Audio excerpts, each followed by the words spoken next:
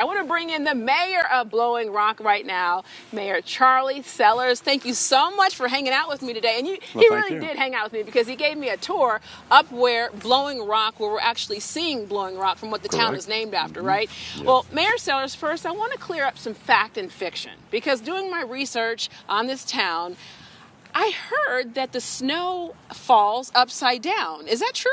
That is correct. We had got extreme winds at the cliff that the town's named after, the namesake, Okay. the Blowing Rock, and we get extreme winds where the snows actually will blow up instead of fall because of the strong winds, the strong currents. So you heard that is true. Snow is. falls upside down. It Now, was snowing upside down yesterday. it was. Yes, Now, it was. brings me to my second point is I have spoken to several people, and I told this to Morgan, my co-anchor, that everybody has a different version as to why this town is called Blowing Rock. It's not because my hair is blowing right now. It's not because the upside down snow. What is the real story behind why this town is named Blowing Rock? Many years ago, back in the 1700s, late 1700s, the settlers noticed very strong winds at this cliff. Okay. And they named that cliff the Blowing Rock. And that has stuck. And so the town took its name from the rock cliff, Blowing Rock. Really? And because of the very strong winds. Now, there's something more with, like, there was a romantic relationship or something like that, a story that I heard that ties into the Blowing Rock? Yes, the legend is, and this was written sometime in the 1800s, that an Indian chief put his daughter on the cliff Okay.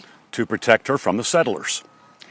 And one day, and this is the bridged version. Okay. You can get the unabridged online, but put her on the cliff for her safety. One day she saw something moving in the woods. She shot an arrow off down into the woods, down 1,000, 2,000 feet below. And the Indian brave climbed up.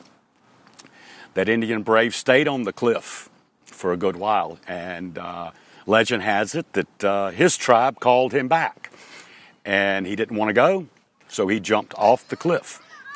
The Indian maiden prayed and prayed, and he blew back into her arms. Wow. That's the legend. Now, Those are the different stories that we're hearing, the versions. Real quick, though, why have you, Mayor? Since COVID hit, this really actually did the reverse effect that it did for many businesses here in terms of tourism. Now people come all year round, whereas before they would really come in the summertime. How has that changed in the landscape of what you're seeing here in Blowing Rock? Blowing Rock has become more seasonal. We have a lot of trails, a lot of outdoor events. The town of Blowing Rock and the surrounding high country has many good restaurants, hotels. There's a lot to do in Blowing Rock, Right. and COVID brought that about because people wanted to be outdoors with families. Right. And Morgan, as I send it back to you in the studio, it's very interesting. Roughly about 1,400 people call Blowing Rock home, but on any given popular weekend on a Saturday, you guys could have as much as 20,000 people here in the area, right? We've seen many thousands here. Yeah.